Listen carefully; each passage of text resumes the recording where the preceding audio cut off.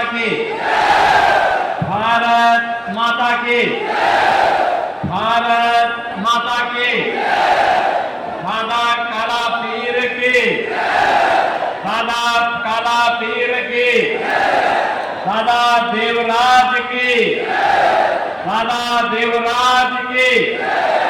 वंदे वंदे वंदे। मंच पर उपस्थित भारतीय जनता पार्टी के नारनौल से लोकप्रिय प्रत्याशी, हरियाणा सरकार के पूर्व मंत्री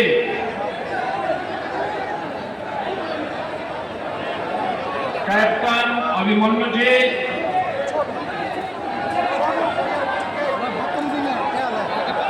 इस क्षेत्र से निवर्तमान विधायक और शहीदों के लोकप्रिय प्रत्याशी के रूप में भारतीय जनता पार्टी ने जिन्हें अपना प्रत्याशी बनाया है,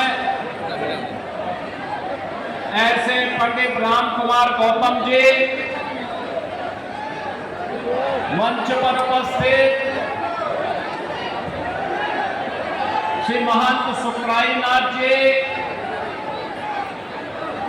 श्री महंत पालनाथ महाराज जी,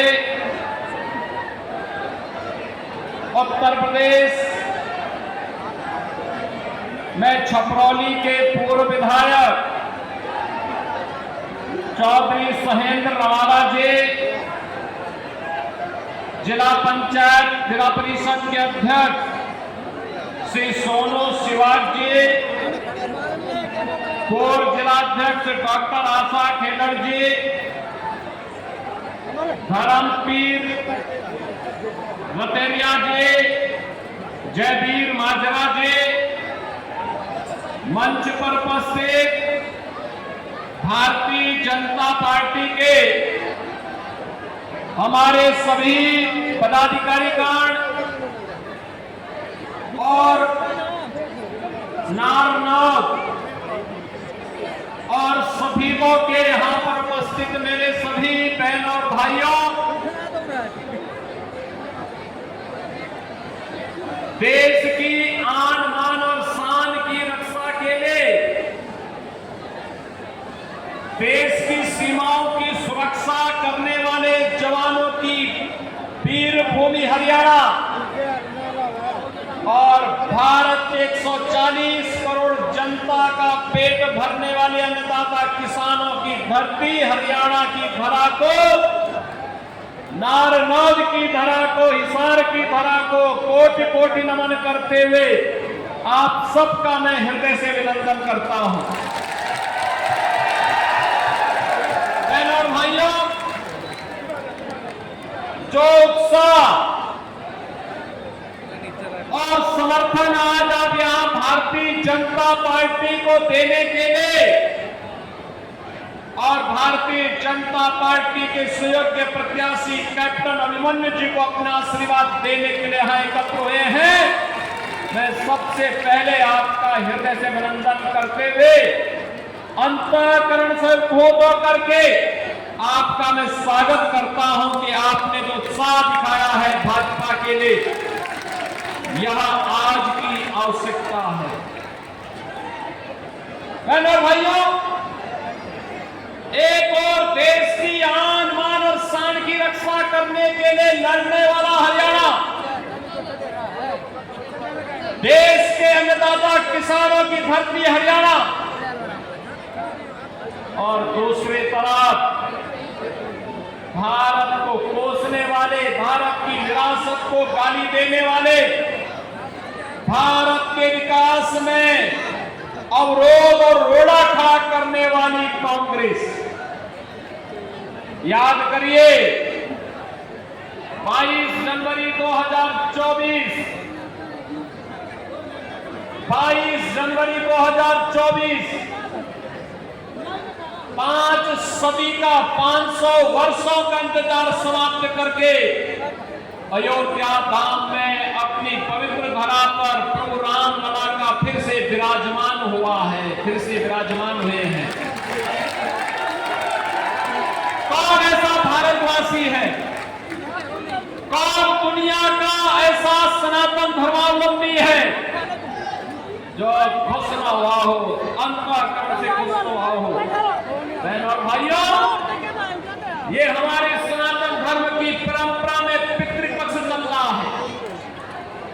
हमारी मान्यता होती है जितने भी हमारे पूर्वज होते हैं, दिवंगत हो चुके होते हैं, इस पक्ष में आकर के इस धरती पर आते हैं, अपनी वर्तमान पीढ़ी को आशीर्वाद देते हैं और पितृपक्ष में हम भी उन्हें पितरों को तर्पण देकर के श्राद्ध कर्म करके उन्हें अपनी श्रद्धा व्यक्त करने का एक अवसर हम सबके सामने होता है।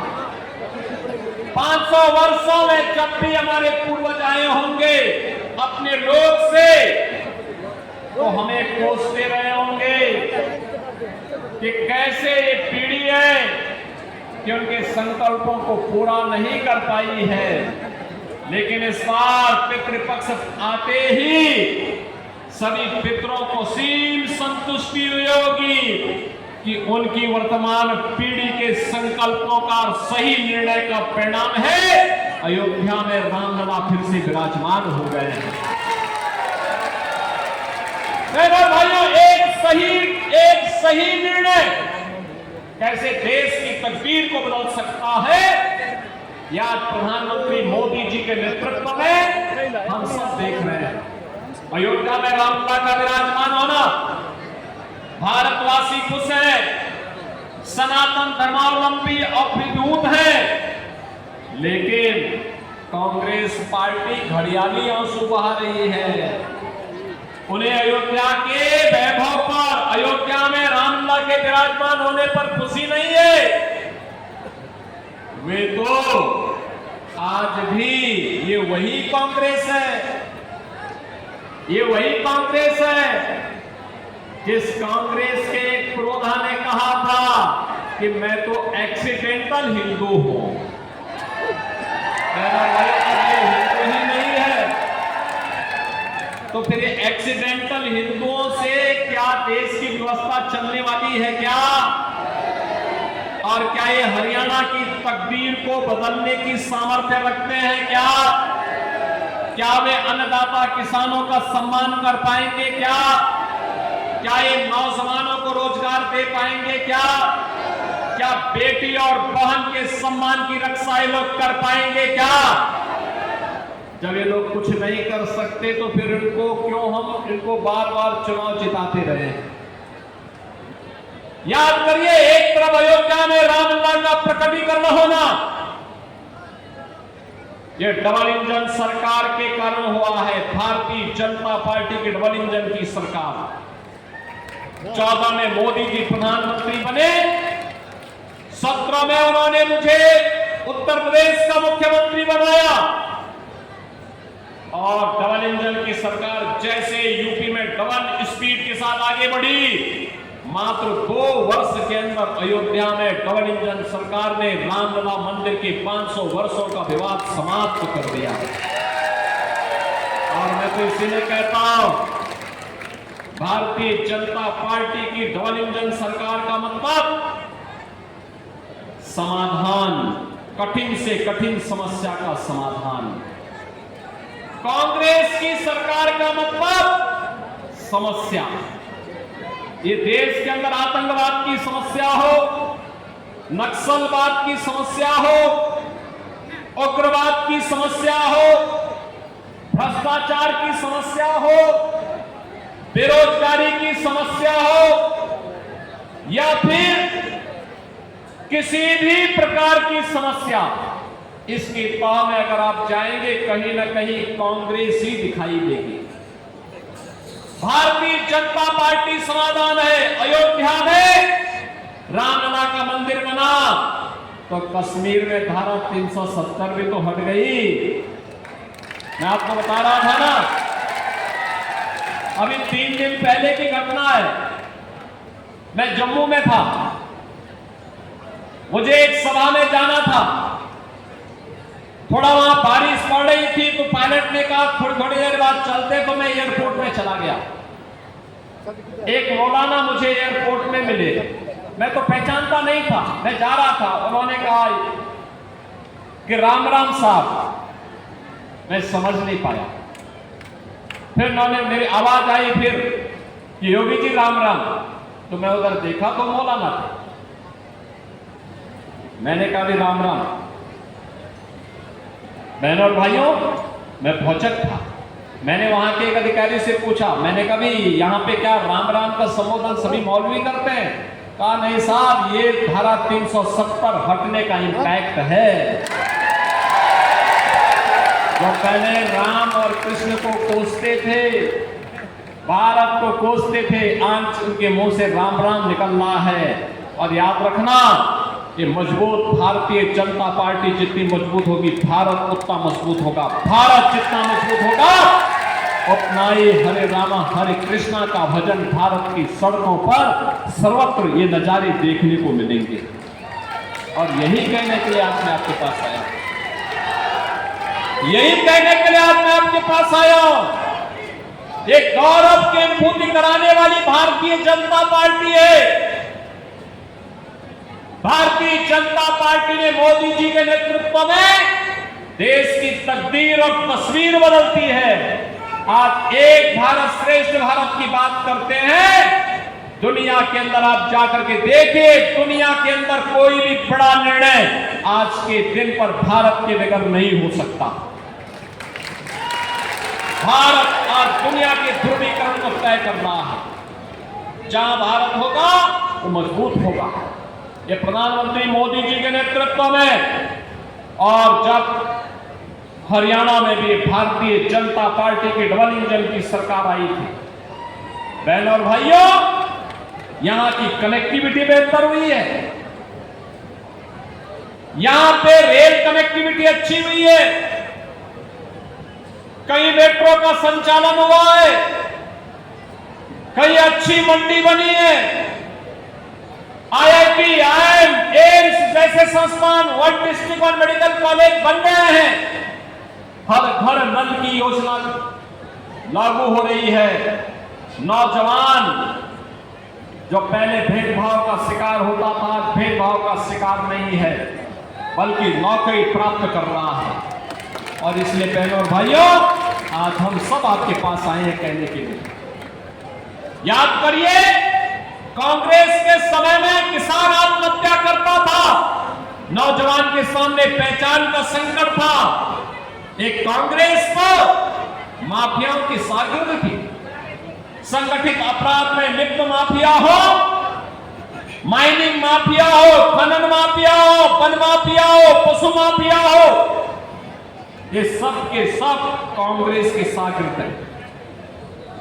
कांग्रेस इनके माध्यम से जनता का शोषण करती थी। डबल इंजन की सरकार ने माफिया राज समाप्त किया, विकास के पथ पर विरासत का सम्मान करते हुए आज आगे बढ़ाया है। आज सोचिए ना, कश्मीर सुरक्षित है, कश्मीर में भी चुनाव चल रहे हैं, कल ही कश्मीर में चुनाव होने जा रहे हैं। बहनों और भाइयों, जम्मू कश्मीर आज विकास की राह पर तेजी के साथ आगे बढ़ा है। और हरियाणा को तो कहना ही क्या, प्रकृति और परमात्मा की भूमि है, नारायण की भूमि है। नारायण तो सर्वत्र विराजमान है, उसकी कृपा से कुछ भी नहीं हो सकता है, उसकी कृपा के बगैर कुछ भी नहीं हो सकता है। और इसीलिए मैं आपसे कहने के लिए आया हूं, मोदी जी के नेतृत्व में आज 80 करोड़ लोग फ्री में राशन की सुविधा का लाभ प्राप्त कर रहे हैं। 60 करोड़ गरीबों को देश के अंदर 5 लाख रुपए की आयुष्मान भारत की स्वास्थ्य बीमा का कवर मिला है। 12 करोड़ किसान परिवारों को किसान सम्मान निधि का लाभ प्राप्त हुआ है। और बहनों और भाइयों, 12 करोड़ गरीबों के घर में शौचालय बने हैं। 10 करोड़ गरीबों के घर में रसोई गैस का सिलेंडर पहुंचा है। 4 करोड़ गरीबों के मकान बन गए हैं। ये भाजपा का नारा था सबका साथ और सबके विकास का। विकास सबको पहुंचाया, गरीब कल्याणकारी योजनाओं का लाभ सबको पहुंचाया, देश की विरासत का भी सम्मान किया और साथ साथ देश को सुरक्षा का एक बेहतरीन वातावरण भी किया। बहनों और भाइयों, आप सौभाग्यशाली हैं, आप सौभाग्यशाली हैं। कैप्टन अभिमन्यु जैसा नेता आपको प्राप्त हुआ।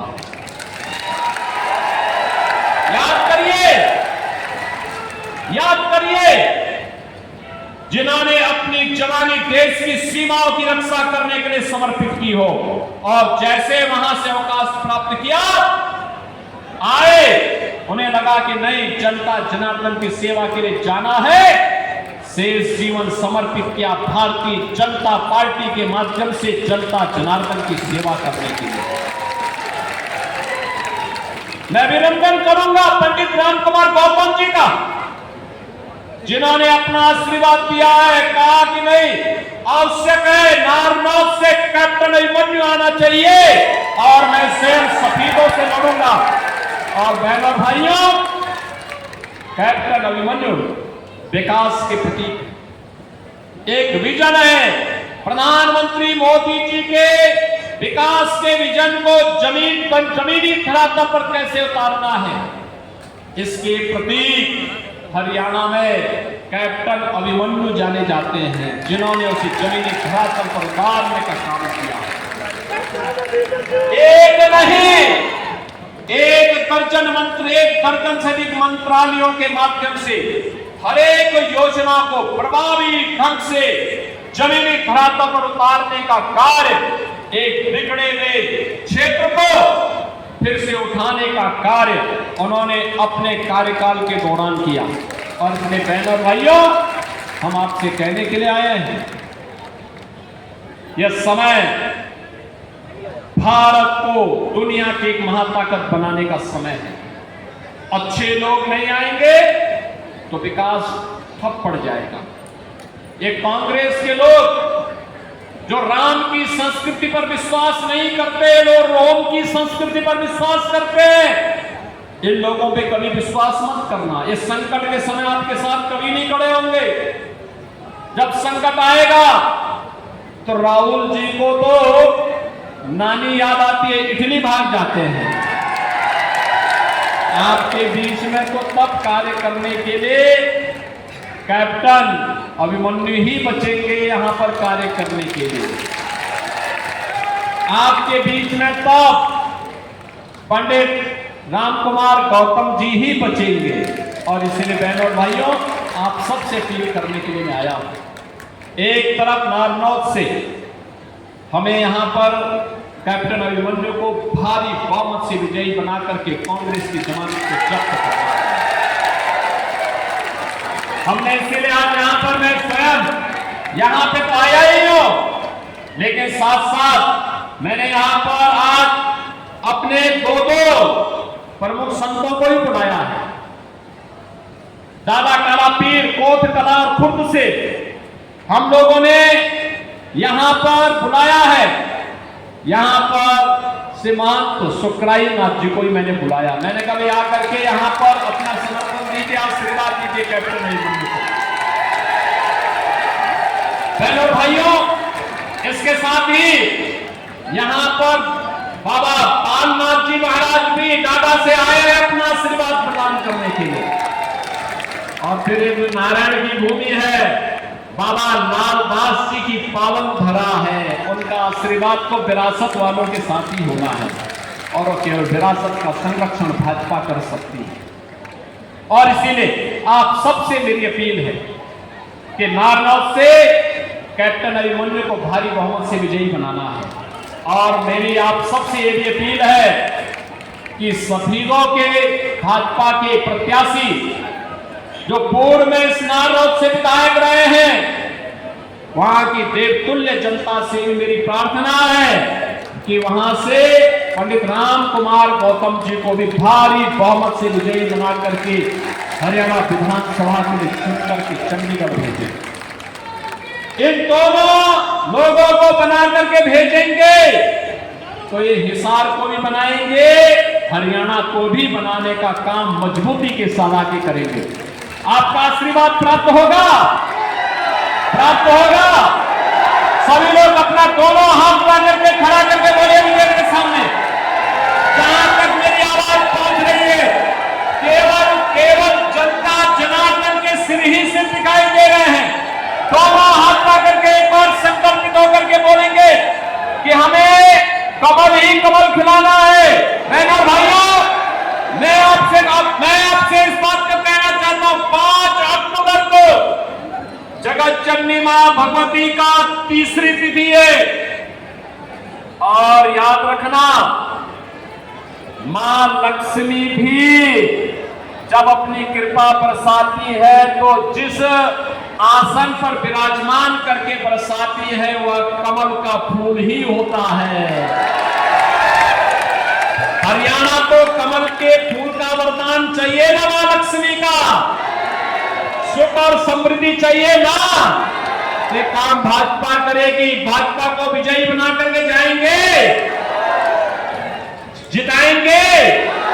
तो मेरे साथ बोलेंगे, भारत माता की, भारत माता की।